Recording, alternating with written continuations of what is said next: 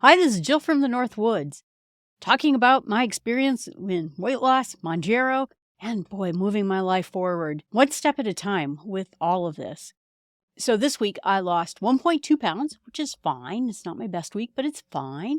And I did measurements, and essentially I lost 4 inches off of everywhere in my trunk.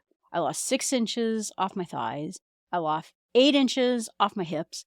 I lost 3 inches off of my calves, which I thought my calves were like really strong and muscular, and it turns out they were just a lot of fat in there. So 3 inches in there, and then about 2.5 inches off of each arm. So the weight loss is doing great. And like I said, it's more even. It's definitely more even. So at this point, when I lost weight the first time, I was 10 pounds less than I am right now. And I had lost a lot more weight up top. And so my shirts were now starting to get into larges instead of being right now where they're at large. And on my bottom half, that weight came off much more slowly. Again, this was just pure diet and exercise, the same plan I'm following now, the same plan I was following before Mounjaro. And I didn't lose that much weight off of the bottom. Now, women's weight, it works a little bit differently with bottom weight. It's much more stable, which means it's a lot less dangerous. It's more dangerous for our joints than it is like for men, where it's more so in the gut. It's that visceral fat that is really quite dangerous. And that didn't shrink very well. So even though I'm in the pants, I was in 10 pounds lighter than I am now. I am still not quite in the shirts I was. So this is more even, and I like it better. I have to tell you, I like the fact that the weight is coming off more evenly than it was the last time. And that's been really great. So 1.2, I'll take it. Like I said, a lot of measurement weight coming off. And I'm starting to see my hip bone and things like that. The other morning, I was sleeping and I had my hand sort of on my side. And I said something like, "Why is this so hard over here?" And I realized that was my hip bone. I could feel my hip bone. I don't think I recall the last time I felt my hip bone. So this is going well, and I'm quite pleased with it. Took the next shot, and a lot of the side effects I had the last 2 weeks where I just felt really unwell did not happen this time. The normal side effects I get in general, so that's good too. My, like I said, my scalp just started hurting, and it was the first time that ever happened, and I did some research in it, and it turns out that GLP1s can cause nerve endings to get overexcited. That was the term someone used. And so you feel all these things. Like I said, I get sore in those places. But my scalp just hurt to this point where it was this constant low-grade headache almost. But then you realize this isn't a headache. This is just my scalp hurting. That went away, thank goodness. That was kind of annoying more than anything else. So I think it takes a little bit for your body to get used to this particular drug. I am curious, too, about some people online who I've noticed. They ran up and they went up to the top dose as fast as humanly possible.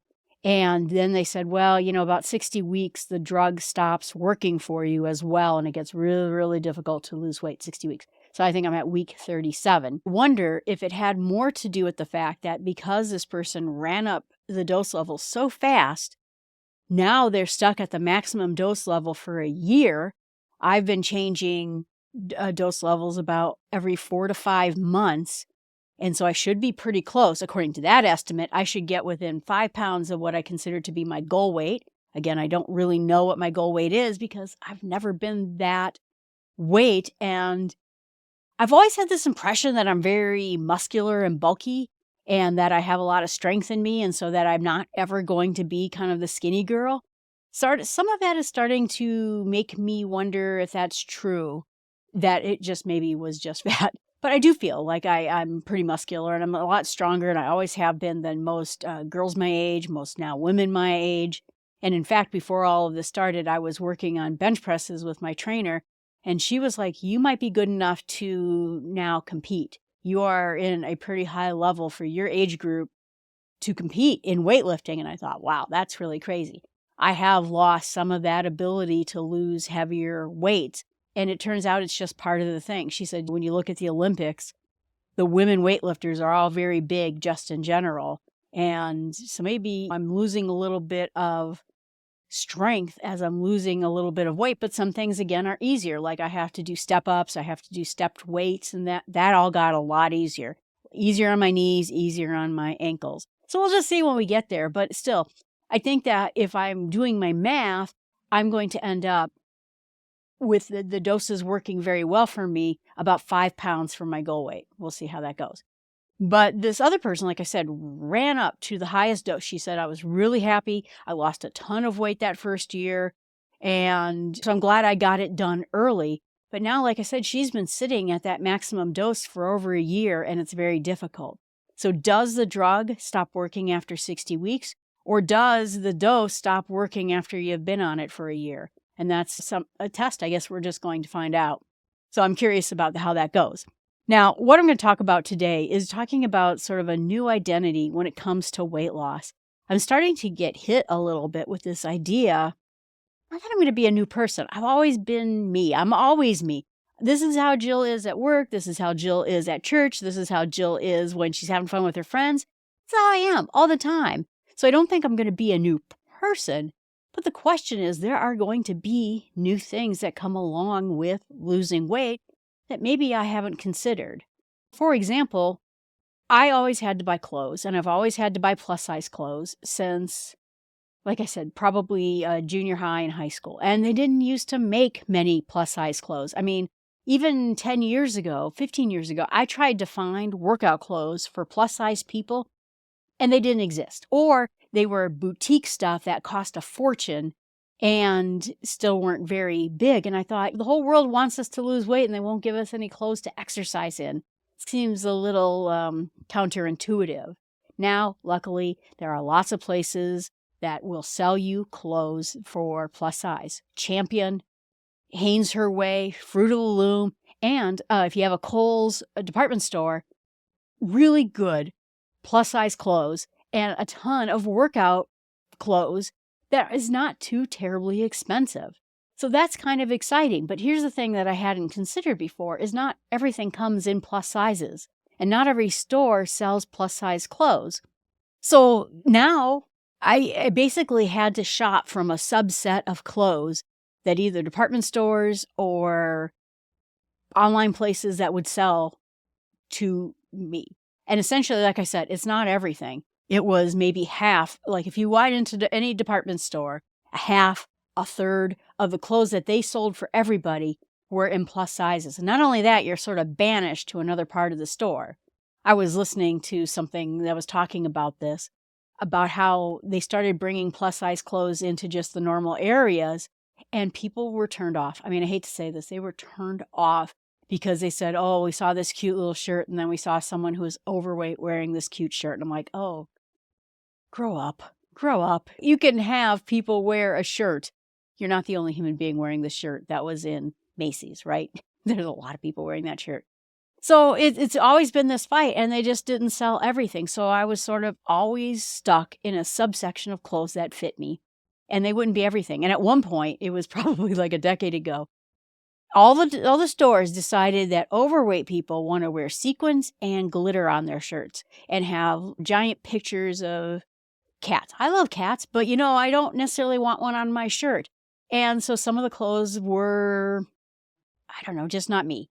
I'll just say it that way. So I went to Duluth Trading Company, which is sort of an outdoor adventure, because none of my hiking pants fit. And guess what? It's spring. I have no hiking pants that fit me anymore. So I tried on a pair of hiking pants, and guess what? The base size 18, and I think in general the store runs small, fit. The medium shirt fit, and I couldn't believe it.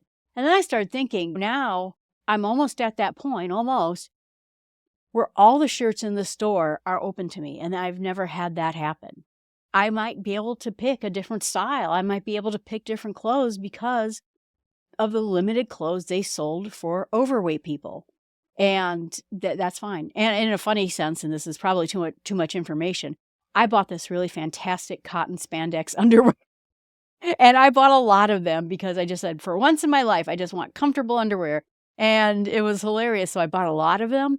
And I found out they only make plus size sizes. And I thought, wow, out of all the clothes I'm going to gain, this is the one thing I'm going to lose. But, I guess that's practice how you're going to have to go. So new clothes, what am I going to be? So now, typically, I have been Jill, the one who wears the obnoxiously patterned shirts. I love these obnoxiously patterned shirts. And you have seen throughout the course of me doing this podcast of me going through all of my clothes as I shrunk down. And then as soon as I grew too small for them, out to Goodwill they went. And I am now down at my last set of clothes that I lost the last time. There are no more clothes smaller than this, and I'm going to run out of clothes. And I started thinking, do I want to dress with my brightly patterned shirts all the time? I mean, I always really liked them. Maybe I want to be rock and roll Jill, leather jackets and cool t-shirts. I don't know, but I have a choice now. And so I'm thinking a little bit for the first time in my life, who I want to be. The other thing too is that my face is changing shape. I always had sort of a big round face, and now I'm seeing it's actually a little bit more like oval. Am I going to be a person who wears makeup? I've never been a person who wears makeup because I think I got in my head, the reason boys don't like me is not because I don't wear makeup. It is because I have 6 sizes too big. And now maybe I should wear makeup. I'm getting older and I'm probably going to have some loose skin here and there. I should pay a little bit more attention to my looks than I have. I don't really know. And that's another consideration. I just never thought about wearing makeup. Now, let's take a brief moment and talk about hair for a particular reason. Is that since I've been on this drug, and it's purely nutritional, if I had gone on Jenny Craig, if I had gone on anything and taken a real hardcore look at my diet, this would be happening. I started this drug back in July, and then into the fall, my hair started getting bristly, not soft, and even fell out a little bit in places here and there. And I always had very, very, very thick hair. And I started taking biotin. I started taking collagen. I started eating more protein. I upped my calories a little bit because I thought this was going to be a problem. And that stopped. All the hair loss part stopped. And then somewhere around Christmas, my hair started being kind of soft again. So that went away too. As you can see, it's sort of wilder. It sticks up more than it used to stick up. But overall, in general, my hair used to be straight. And as I've gotten older, for whatever reason, my hair started getting naturally wavy. Where I used to get perms to get sort of a curly look to my hair. And now this is just happening by itself. So is this just changing because of age changes things? Or is this changing because of the GLP1 drug? My nutritional differences? I don't know. So I'm going to have to figure out what's going on with my hair when I'm done with this particular phase of this diet. It's like I said, it is starting to come back. It's softer now than it was before it got kind of bristly. I don't know why. I always liked my hair. It's one of those things, I think when you're overweight, you sort of like, oh, I have a cute nose, or I have I like my hair. And I always kind of liked my hair. So I hope whatever happens with my hair. But I've had this hairstyle on and off for a long, long time. And so maybe I should think about that. Should I do something differently? Should I try something else? Let me give you another example. Dating and social life. Now, I'm someone who kind of gave up on men. I got sick of the fact that when I was in college, when I was just out of college, I would go out on dates with men and they would say, you know who I really liked? I liked your friend. She's so cute. And, and she's right. So my best friend is the exact opposite of me. She is tall. She is athletic. She is blonde. And she has always been very trim and a go-getting kind of person. We're sort of, she's type A, I'm type B. We're opposite sides of almost every personality traits, and yet we're best friends. And I got kind of sick of the fact that every guy I ever went out with said, you know what, I'd kind of like to ask your friend out. And I said, you know what, I'm just giving up on dating until she gets married. I'm so sick of this. Because, I don't know. I guess I get it. Also, there was someone in my church who was sort of short with dark curly hair like I am. But you know what? She wasn't overweight. And she wasn't a nerd either. And so she had things going for her. And she always got all the church guys. But if I'm going to be thin, maybe I should look into this again. I did a podcast on my Start with Small Steps podcast about how to get back into the dating world. and how to be you in the dating world. I think that I had psychological problems when I dated. I always felt like I had to be what the guy wanted, the personality type. So if he was not a nerd, I was suddenly not a nerd. If he was very quiet, I was suddenly much more quiet. And I just had confidence problems. But now that I'm losing weight, maybe I should go back to dating. I don't know. And some of it too is just like this emotional shift too. Like I said, I look at myself in the mirror now and I'm like, I don't know who I am. I don't know. This is just not me. I don't even look like me anymore. I see myself in the Ring camera and I'm like, who is that? And I'm like, oh, that's me. I just don't get it. And even my best friend, she's like, you are so skinny now. And I am not. I still have 60 some pounds to lose. But I've always identified as Jill, sort of the big roly-poly person, and I'm just not anymore. Not only that, but like I said, you go out and you get a thing of ice cream, and people are like, look at that overweight lady eating ice cream. And that's not going to happen anymore. And that's, like I said, there's just some things tied into it. When I was looking at Reddit, I saw a person comment and said the thing that she didn't realize is that people would treat her better. And that's sad. But people are treating her better because she lost all that weight. And she said they're even treating her kids better. When you're just in a store, people will talk to her kids. But when people used to see her in the store, and I get this, people would sort of move out of the way. Uh-oh, very large person coming our way. And now people smile at her and just, treat her like a normal person.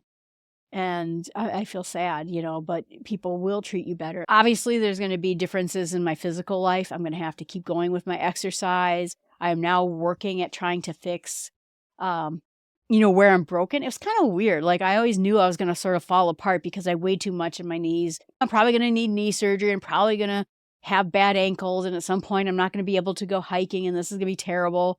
And suddenly I'm like, maybe that's not even going to happen. But now I'm starting to think my shoulder was always kind of tricky on the left side here.